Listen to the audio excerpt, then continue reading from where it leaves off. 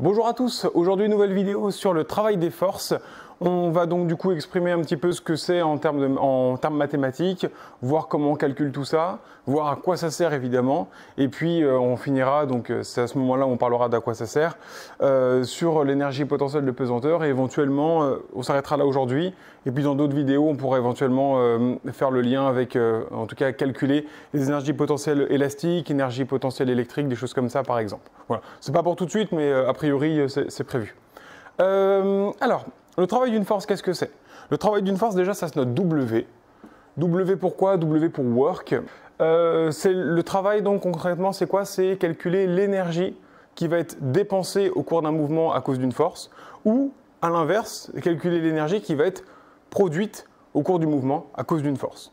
Alors, on distingue souvent deux cas, enfin, c'est pas deux cas, mais c'est en tout cas une partie où on va distinguer un travail élémentaire et une partie où on va distinguer un travail total. Alors le travail élémentaire, il nous servira en fait pour ensuite faire une intégration et par exemple imaginez, je sais pas, une courbe comme ceci. Oh, ouais, on remarque, tiens, ça peut être intéressant là. Là j'ai une courbe sinusoïdale, donc en fait finalement je vais avoir quelque chose qui se modélise avec un cosinus par exemple. Donc on fera une intégration sur le cosinus et puis ça nous donnera du coup derrière, par exemple, pour le théorème de l'énergie cinétique qu'on verra un peu plus tard, ça pourra nous donner l'équation du mouvement. Pardon. Voilà, donc bon, ça c'est pas pour tout de suite, hein, bien sûr. On commence par du simple. Donc le travail d'une force, qu'est-ce que c'est? Eh bien, c'est la force donc, en question. Évidemment, il y a autant de travaux qu'il y a de forces, bien sûr. Scalaire, le déplacement. Alors le déplacement, je vais l'appeler U, comme ça. Ou éventuellement, oui voilà, je vais le laisser comme ça pour l'instant, avec donc imaginez, je sais pas, je pars d'ici A, ici, j'arrive ici en B, voilà, j'ai quelque chose comme ça, et ça du coup, ça c'est le trajet total, et donc en fait un déplacement élémentaire sur ce trajet total, ce serait ça, DU. Donc en fait là je suis en train de vous dire que le travail élémentaire, c'est finalement un petit travail, donc une petite énergie dépensée ou une petite énergie gagnée, sur un trajet qui va être global, donc AB par exemple ici.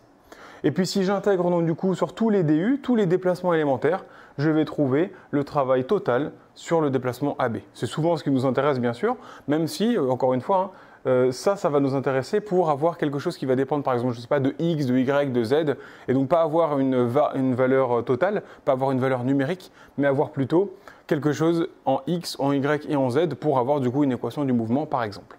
Donc voilà ce que c'est du coup la définition. Le produit scalaire, je ne vous le rappelle pas, mais en gros c'est simplement un projeté orthogonal qui va nous intéresser ici.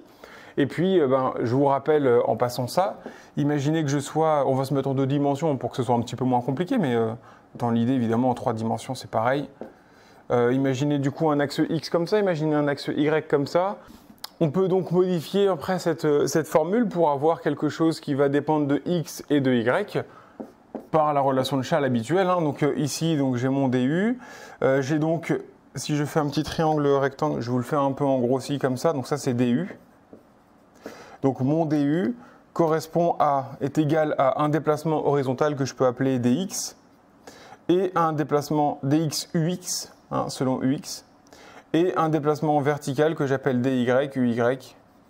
Voilà, comme ceci. Et donc du coup, en fait, qu'est-ce que j'ai? Je vais voir ça. F scalaire dx ux plus f scalaire dy uy. Hein, donc le vecteur est porté par le vecteur unitaire et puis donc dx et dy sont en fait finalement des scalaires tout simplement. Pourquoi c'est intéressant de faire ça? Parce qu'imaginez si ma force éventuellement n'était que horizontale, dans ce cas-là, j'aurais qu'une partie en X. Donc cette partie-là, je pourrais l'enlever. Si j'ai une force que en Y, dans ce cas-là, je peux enlever cette partie-là et garder que celle-là. Ça peut être intéressant à ce moment-là. Évidemment, si ma force est collinéaire à DU, dans ce cas-là, ça ne sert à rien, hein, puisque du coup, on pourra directement dire que j'ai F fois DU directement, puisque l'angle entre les deux est nul. Donc le cosinus entre les deux vaut 1. Voilà, donc, alors ça c'est pour la partie, on va dire, vraiment théorique, hein, d'accord? C'est pas quelque chose que vous allez utiliser comme ça, puisque à chaque fois, bien évidemment, vous aurez la force dont on va, par exemple le poids, la force électrique, des choses comme ça. Donc vous calculerez l'énergie produite ou l'énergie consommée. Et puis, donc en faisant ce produit scalaire-là, ça simplifiera énormément. Et je vais vous en parler maintenant, par exemple, avec le travail du poids. Donc oui, juste avant, pardon.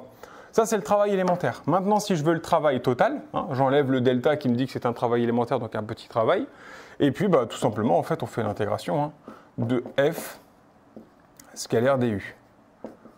Voilà.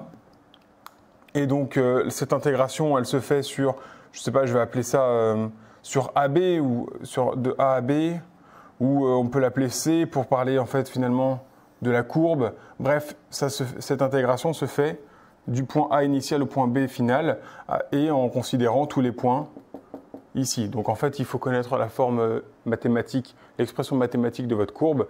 Bien évidemment, ça ne donnera jamais des choses comme ça, mais la plupart du temps, ce sera des choses finalement assez simples à exprimer.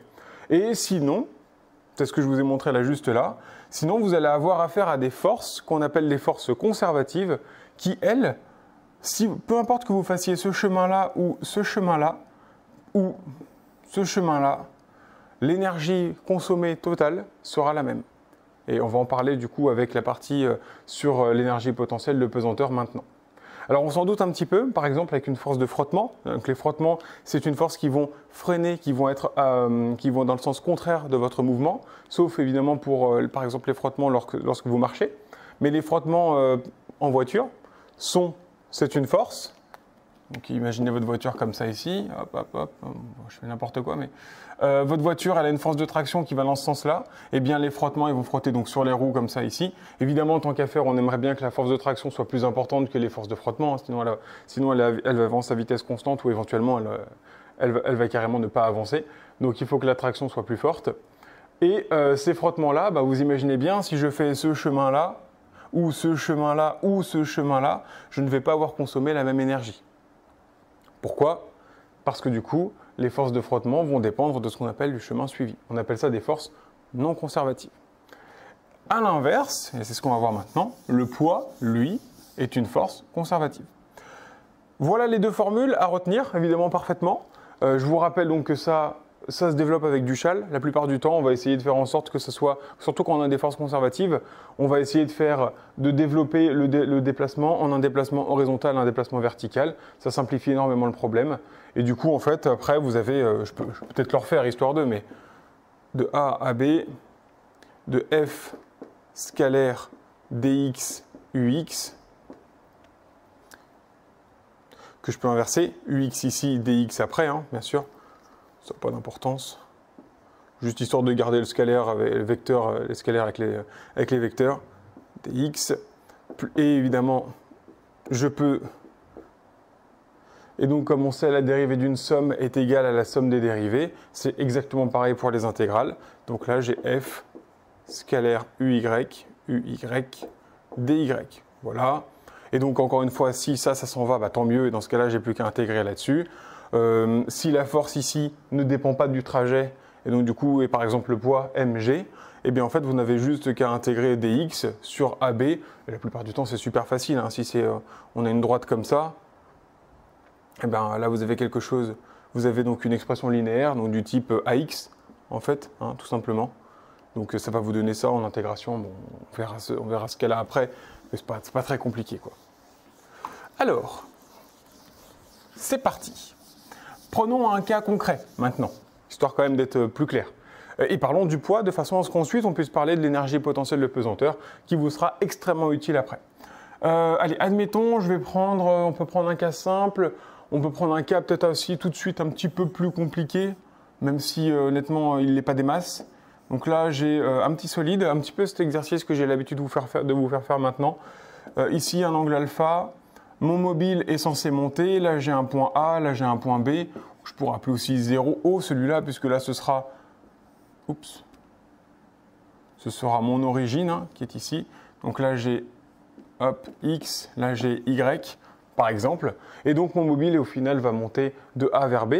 Et je vais calculer le travail du poids, c'est-à-dire l'énergie, et là on s'en doute un petit peu, l'énergie qui va être consommée, nécessaire pour passer de A à B. Naturellement, on pense à ça, l'intuition physique est importante.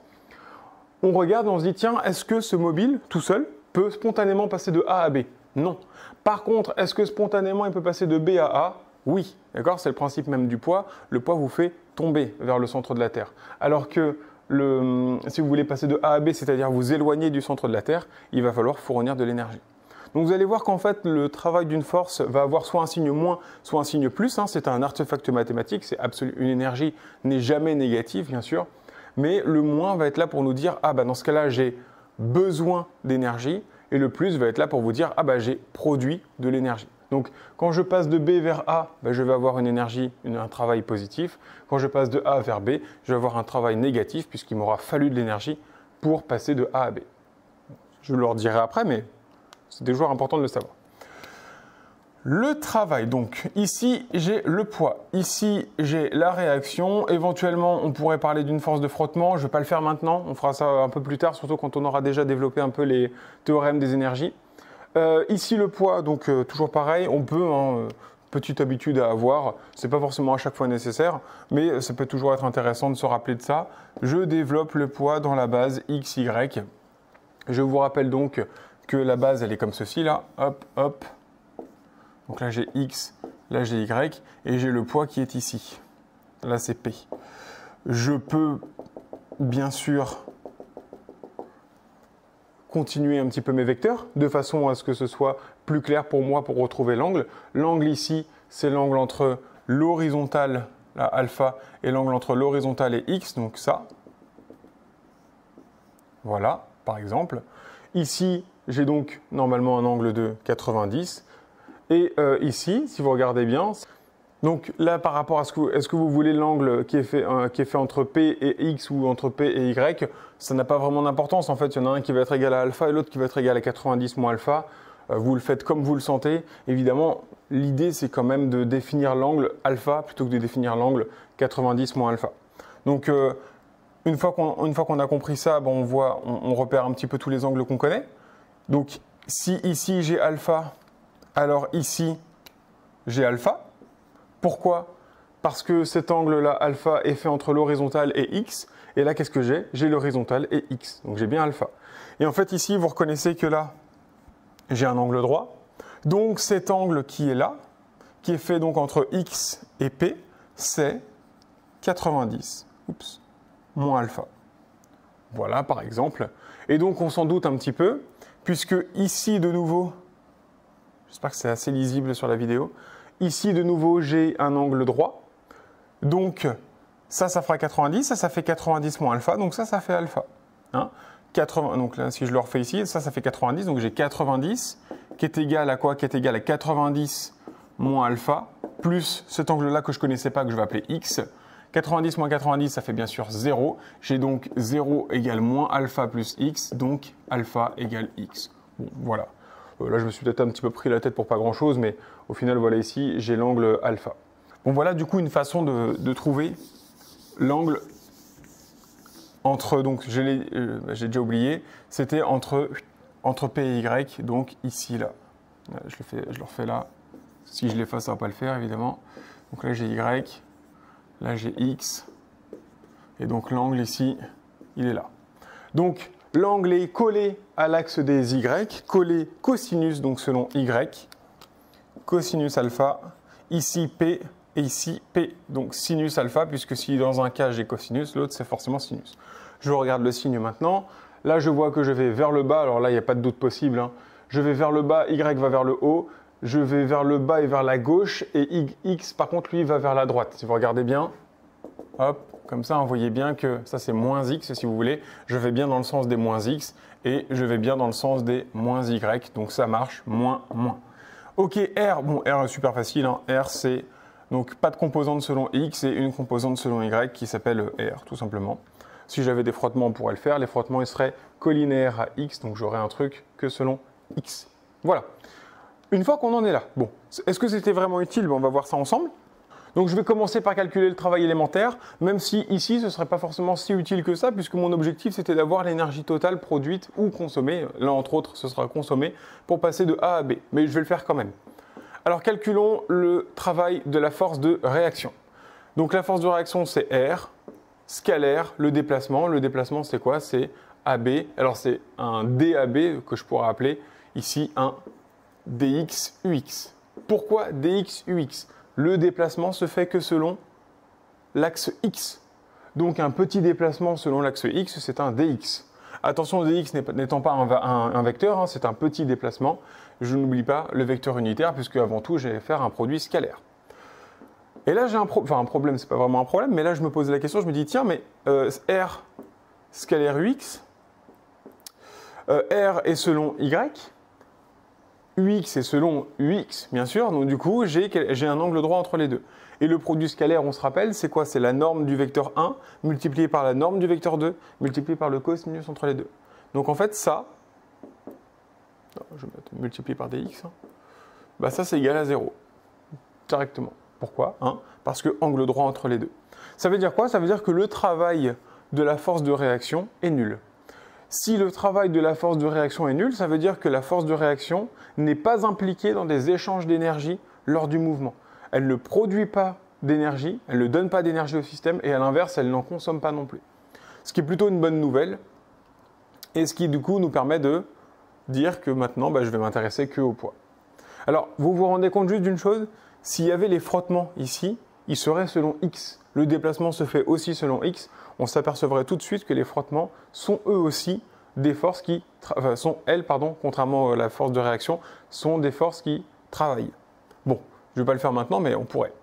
Le travail donc du poids, qui va être égal donc à P, pareil, scalaire. Donc le déplacement, il se fait où? Il se fait selon, de nouveau, dx ux. Voilà. Alors P scalaire ux, on se rappelle, il y a plusieurs définitions qu'on peut utiliser sur le travail d'une force. Le produit scalaire. Le produit scalaire, on peut l'utiliser avec les coordonnées. C'est pour ça d'ailleurs que finalement je les ai utilisés là. On pourrait directement les utiliser. Ou alors on peut se dire, en fait c'est la multiplication de la norme de P multipliée par dx, la norme de dx, multipliée par du coup le cosinus entre les deux. Bon, je vais utiliser tant qu'à faire, puisque j'ai donné ici la décomposition dans la base, autant donner la partie avec les coordonnées. Donc ça c'est moins P sin alpha multiplié par dx. Voilà ce qu'est le produit scalaire entre P scalaire dx ux. Ok. Ensuite, qu'est-ce que je fais? Ça, c'est le travail élémentaire. Il faut que j'intègre ce travail élémentaire. Donc pour ça, tac, WP, c'est donc l'intégrale entre A et B de moins P sinus alpha fois dx. Alors, c'est vrai que j'aurais pu faire un truc déjà, plutôt que de noter P, j'aurais pu noter mg. En fait, je ne le fais pas, juste parce que c'est 2 lettres au lieu d'une, et surtout parce que je sais, il faut que j'y pense, que m ne dépend pas du trajet suivi, la masse n'a aucune raison de dépendre du trajet suivi, et g non plus. G est partout pareil, à partir du moment où évidemment B n'est pas à 18 000 mètres de hauteur, évidemment. Donc ici, P étant une constante, je vais pouvoir la sortir. Après, je la transformerai en mg, mais en fait, ça n'a aucune importance pour l'instant. Mais attention, si là-dedans, il y avait quelque chose qui dépendait de x, il faudrait que je pense à le laisser, parce que je ne pourrais pas le sortir comme n'étant pas une constante. Alpha est aussi une constante, puisque la pente ne varie pas au fur et à mesure de la montée. Ça pourrait, mais ce n'est pas le cas ici. Donc P sinus alpha va sortir. Le moins, je peux évidemment le sortir. En fait, je n'ai plus qu'à intégrer dx entre A et B. Et en fait, finalement, l'intégrale de dx entre A et B, c'est tout simplement A, B. C'est tout. Donc ici, je vais avoir moins, je vous l'écris en 2 étapes. Tac, entre A et B, de dx. Alors, si je voulais à la fin l'équation du mouvement, simplement l'équation du mouvement, qu'est-ce que je ferais juste? Ici, je ferais, mon dx, je le transformerais en x. Voilà. En fait, je trouverais plutôt qu'une intégration, je ferais plutôt une primitive. Attention, ce serait valable à une constante près. Il faudrait faire gaffe à ça. Mais au point A, en 0, en fait, si vous voulez, j'aurais une énergie, un travail nul. Donc en fait, cette constante serait aussi nulle. Mais on se faudrait qu'on se pose la question quand même. Et ici, donc du coup, l'intégration totale me donne donc moins P sinus alpha AB. AB, D, je sais pas, tout ça on peut l'appeler grand D par exemple. Et donc du coup, ça c'est D. Moins P sinus alpha D. Voilà. Et donc si je voulais les garder en X, ça ferait je ne fais pas une égalité, mais si je voulais juste une primitive pour trouver donc les équations horaires, moins P sinus alpha x, voilà, sinus alpha x. Bon, on en reparlera quand on fera les exercices avec les résolutions à ce moment-là, là, c'est pas le propos. Et donc oui, je peux faire ça, hein, bien sûr, moins mg sinus alpha d. Voilà, pour le travail du poids lors de la montée. Je m'aperçois d'une chose intéressante, le signe moins. Pourquoi moins? Parce que tout simplement, pour passer de A à B, ça m'a coûté de l'énergie. Et là, je pourrais me dire, oui, mais c'est parce que j'ai choisi le repère comme ceci, x comme ça, y comme ça. Et si j'avais pris x comme ça et y comme ça, aucun problème, c'est tout pareil. Je le fais rapidement, histoire de. Si j'avais pris x ici et donc y ici, quelles auraient été les coordonnées de P? On fait ça rapidement, donc P, ça aurait été P sinus alpha et P cos alpha. Effectivement, là, cette fois-ci, j'ai des signes positifs. Je calcule le travail du poids, hein, directement, je vais aller un peu plus vite. Donc c'est l'intégrale entre A et B de P scalaire UX dx. Oui, mais cette fois-ci, le déplacement, il se fait toujours entre A et B. Hein, ça ne va pas changer, bien sûr. Mais UX, il est dans le sens... Ah oui, UX, il est comme ça. Et oui, le déplacement, il se fait selon A et B, entre A et B. Donc du coup, il va bien de là vers ici, dans le sens opposé des X. En fait, si vous voulez, UX, ses coordonnées, ce serait moins UX, 0. Alors, excusez-moi, moins 1, 0. Hein, c'est un vecteur unitaire. Donc moins 1, 0. Parce que X serait comme ça. Donc en fait, le moins, cette fois-ci, il ne ressortirait pas du P, mais il ressortirait du UX. Donc finalement, est-ce que ça change quelque chose? Non. Le seul moyen pour que le travail soit positif, c'est que je passe de B vers A. Donc en fait, j'aurai un travail qu'on appelle moteur, c'est-à-dire un travail avec une énergie positive, donc une production d'énergie, que si je passe de B vers A. C'est le principe du barrage, hein, tout simplement.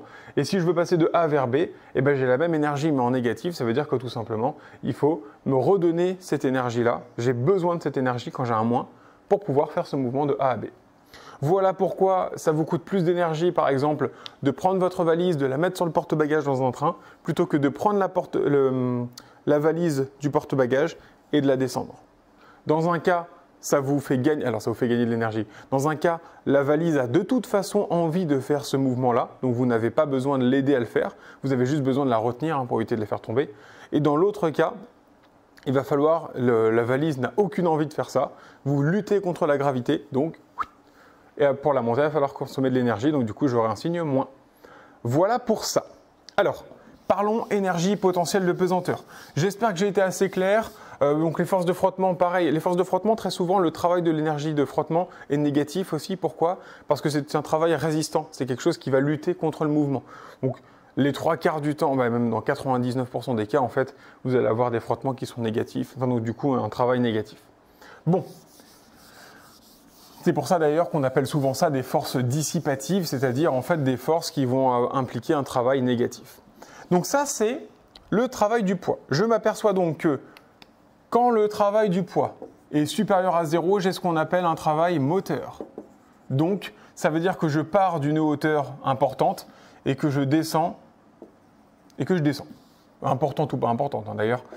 Quand le travail du poids est négatif, dans ce cas-là, j'ai un travail résistant. Et c'est qu'en fait, je suis en train de monter. Voilà.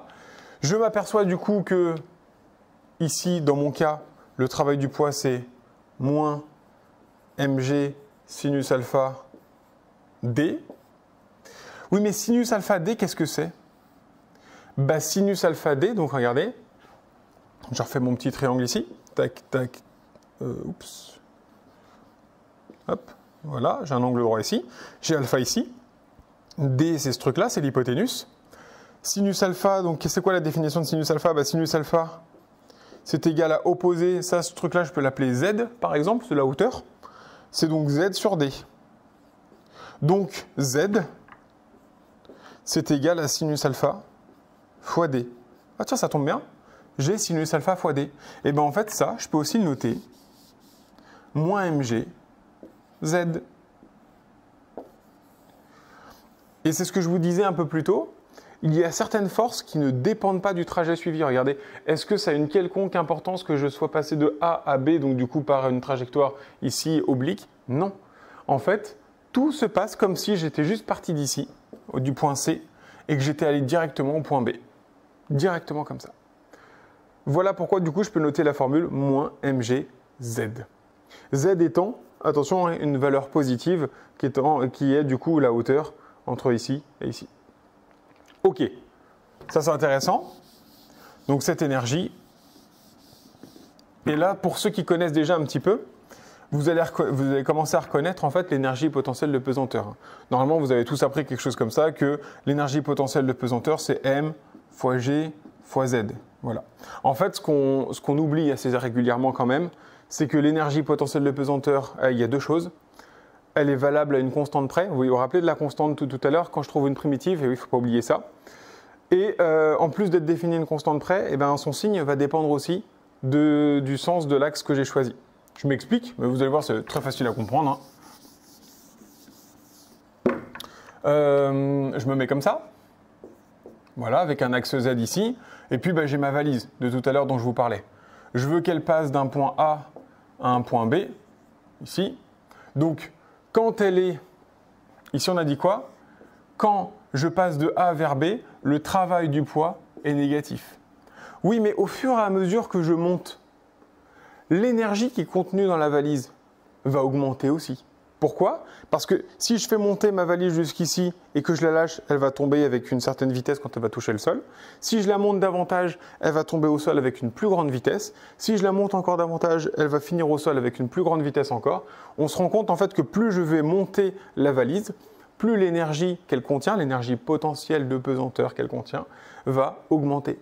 Donc en fait, par contre, ici, quand je passe de A vers B, le travail du poids est négatif, il faut apporter de l'énergie, mais l'énergie potentielle de pesanteur, c'est-à-dire l'énergie contenue dans la valise à tout instant, enfin pas à tout instant, mais à toute position, va elle être égale à 0, être supérieure à 0.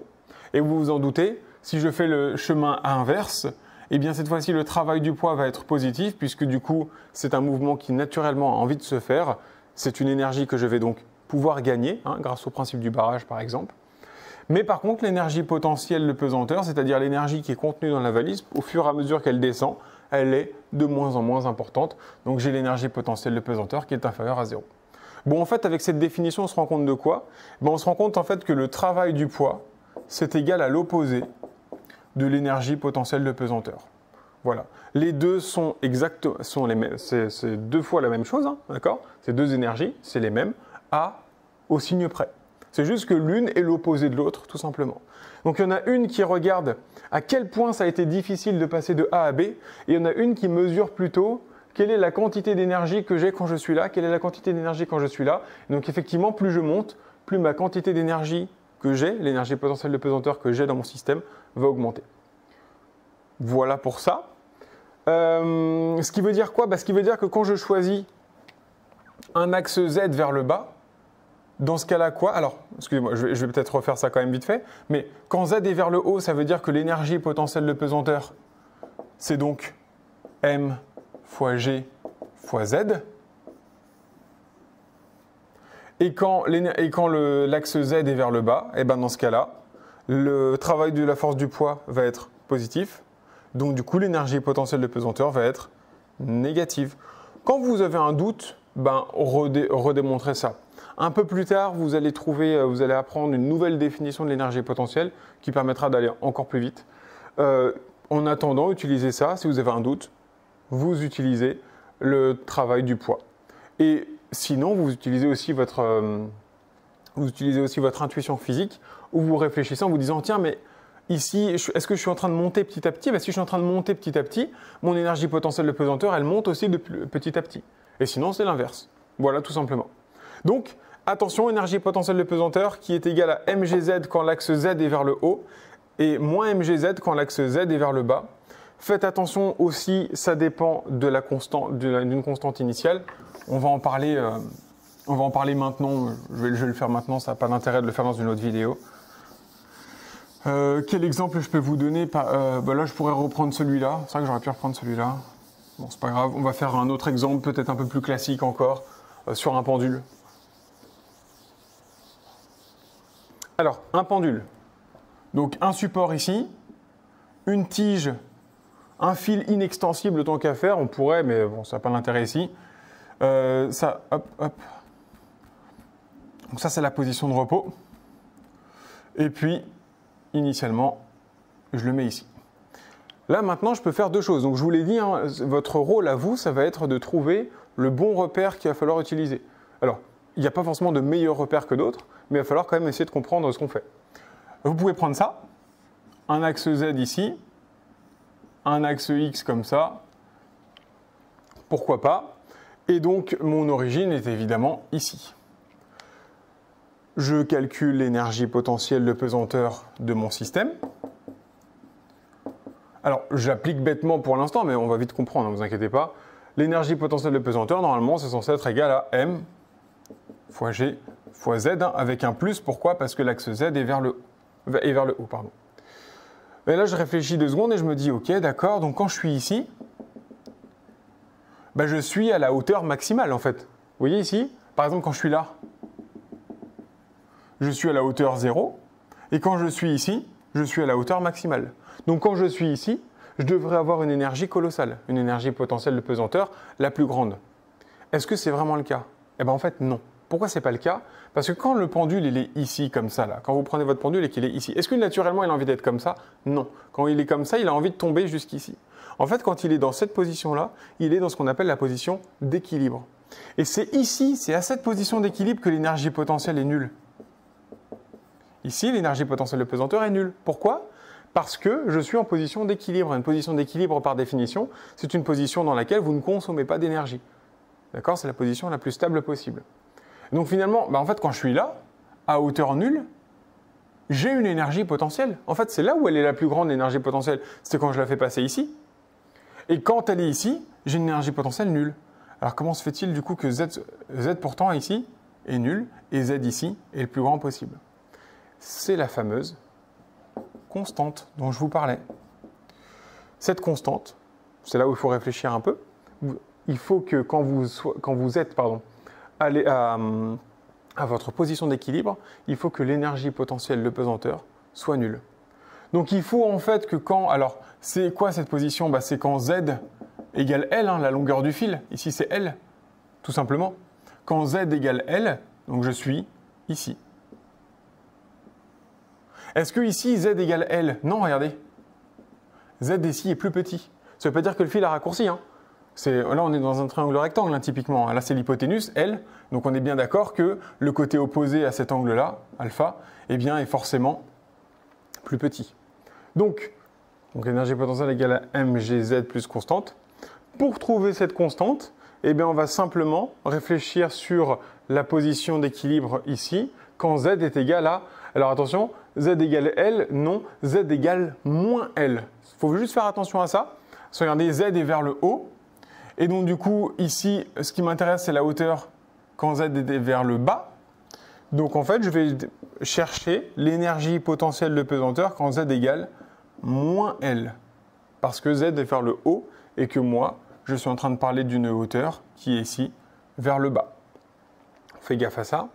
Donc, c'est égal à quoi? C'est égal à m fois g fois moins L, plus constante.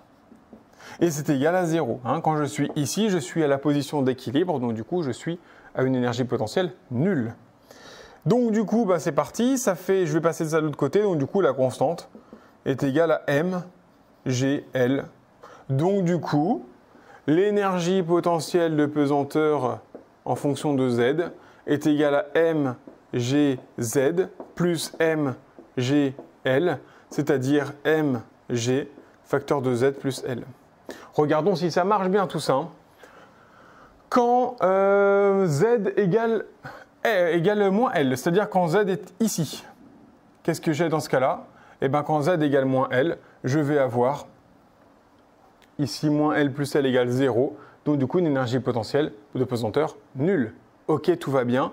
Quand je suis ici, je suis bien à l'équilibre, l'énergie potentielle de pesanteur est nulle. A l'inverse, quand je suis ici, en z égale 0, j'ai mon énergie potentielle de pesanteur qui vaut m fois g fois L. Je m'aperçois donc du coup que j'ai une énergie potentielle maximale. Ça marche. Donc ça, c'est la formule de l'énergie potentielle de pesanteur pour un pendule. Quand l'axe Z est, bien sûr, vers le haut. Alors, c'est pas fini. Parce que ce Z, vous voyez ici, il varie en fonction du temps. Le truc, c'est que quand il est ici, qu'est-ce qu'il vaut, Z? Ben, il va me falloir un angle. Alors, l'angle, je l'ai donné alpha ici, mais en fait, en réalité, la plupart du temps, on va donner celui-là. Je vais l'appeler alpha, encore une fois. Bien évidemment, celui qu'on connaît, c'est l'écartement qu'on donne initialement au pendule. Quand le pendule est ici, Z vaut... Donc Z, c'est ça, c'est le côté par rapport à alpha, c'est le côté adjacent. L, c'est l'hypoténuse. Donc j'ai le cosinus entre les deux qui va jouer. Donc en fait, je vais avoir Z qui est égal à cosinus alpha multiplié par L. L cos alpha. Peut-être que je vais faire comme ça. L cos alpha. Donc du coup, eh ben, l'énergie potentielle de pesanteur, c'est égal à mg L cos alpha plus L. Oh bah tiens, j'ai L deux fois. C'est donc égal à mgL cos alpha plus 1. Voilà l'énergie potentielle de pesanteur. Alors du coup, c'est plus en fonction de Z maintenant, mais en fonction de alpha. Bon, ça peut nous intéresser aussi. C'est vraiment ça plutôt qui va nous intéresser, parce qu'en fait, ce qui va varier en fonction du temps, c'est quoi? Eh ben, c'est l'angle qui va être fait par rapport à la verticale, entre autres, ou l'horizontale, peu importe. Voilà pour ça. Donc, ici, énergie potentielle de pesanteur quand l'axe Z est vers le haut. Pour s'assurer que ce soit bien bon, je regarde quand alpha égale 90, je suis ici. Quand alpha égale 90, cos alpha vaut 0, j'ai une énergie potentielle maximale qui vaut mgL, c'est bon, ça marche. Et donc si Z était vers le bas, on peut aussi faire cet exemple-là. Hop. Il faut juste réfléchir pareil, c'est l'idée est exactement la même. Je le refais peut-être un peu mieux que ça.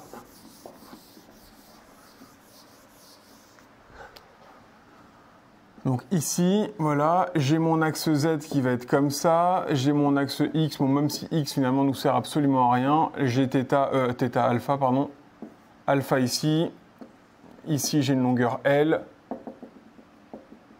voilà, je pars toujours d'ici bien sûr, et puis bah, c'est parti. Donc du coup, qu'est-ce que je vais regarder? Comme d'habitude, l'énergie potentielle de pesanteur, on sait que c'est la masse multipliée par l'intensité de la pesanteur multipliée par la hauteur ici je vais y arriver, multiplié par la hauteur du pendule à tout instant. N'oublions pas que comme l'axe Z est vers le bas, c'est moins mgz. Si vous revoulez encore une fois la preuve, deux façons de faire. Première façon de faire, posez-vous la question. Donc ici, en fonction de Z, n'oubliez pas qu'à chaque fois que je vais par exemple faire ça, là le pendule est en train de descendre. Qu'est-ce qui se passe pour Z? Z est en train d'augmenter. C'est ça qui est un peu bizarre à comprendre. Z ici augmente au fur et à mesure. Vous voyez, la projection, là, au fur et à mesure, cette hauteur, elle augmente. Donc comme la hauteur augmente au fur et à mesure, et ben dans ce cas-là, l'énergie potentielle de pesanteur devrait augmenter. Oui mais non.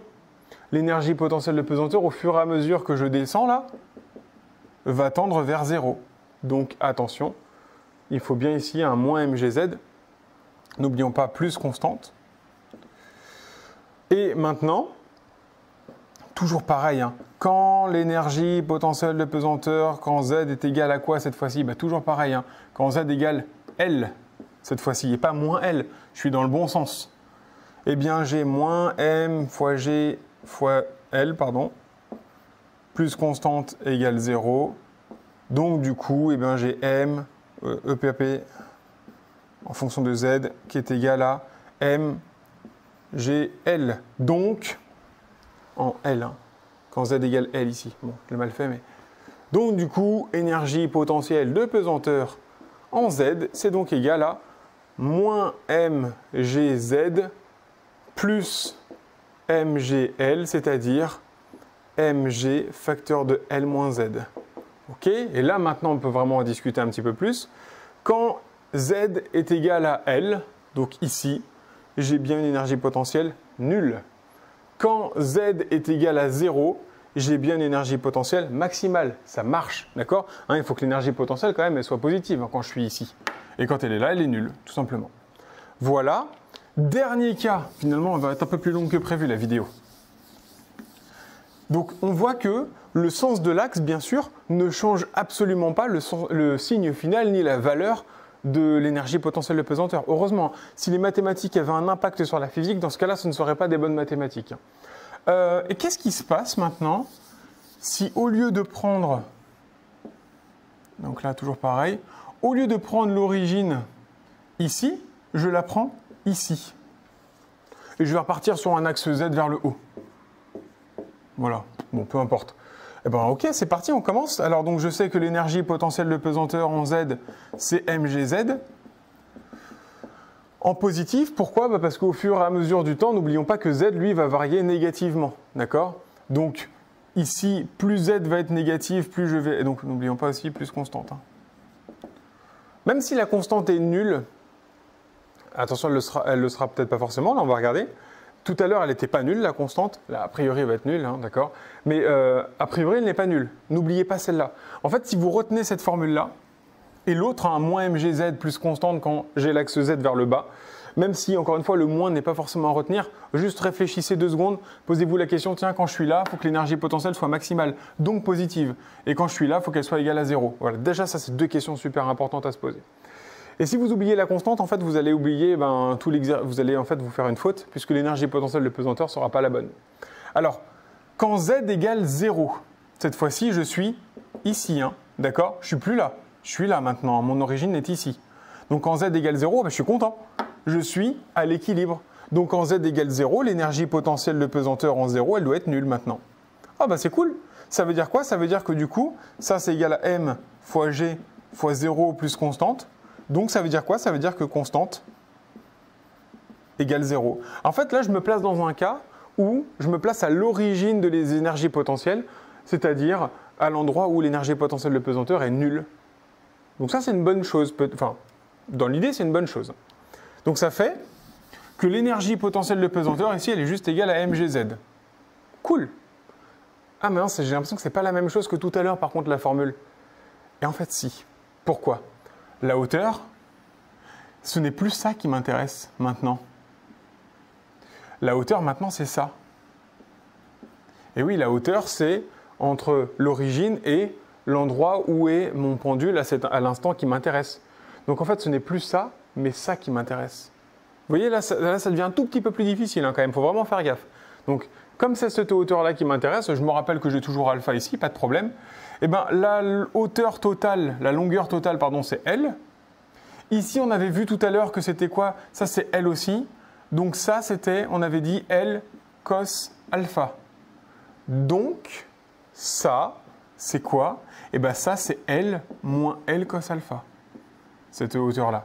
OK? Je suis dans l'axe positif, hein, pas de problème. Donc ça vaut vraiment L moins L cos alpha.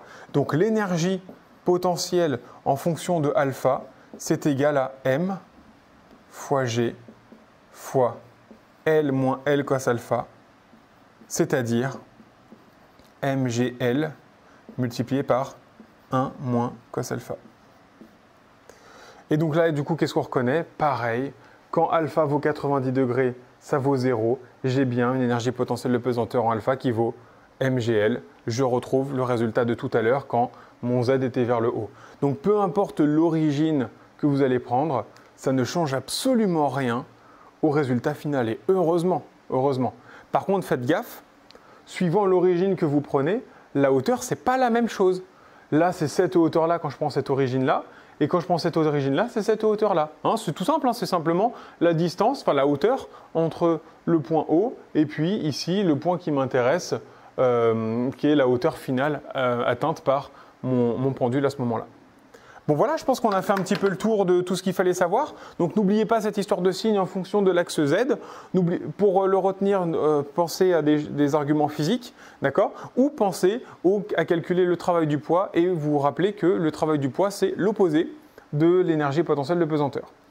Faites attention aux origines que vous choisissez et puis je pense qu'on est bon, on est sur une vidéo plutôt complète là sur l'énergie potentielle de pesanteur et le travail des forces. Vous voyez que c'est pas très difficile mais bon, c'est des mathématiques. Donc si vous maîtrisez ça mathématiquement parlant, il n'y a plus de problème en physique-chimie. Et pensez au sens physique des choses. En fait, le sens physique viendra soit combler vos lacunes mathématiques, vous avez peut-être fait une erreur mathématique, le fait d'avoir une intuition physique vous permettra de vous rendre compte de votre erreur. Si vous n'avez pas l'intuition physique, même si vous êtes bon en maths, vous n'êtes pas à l'abri d'une erreur.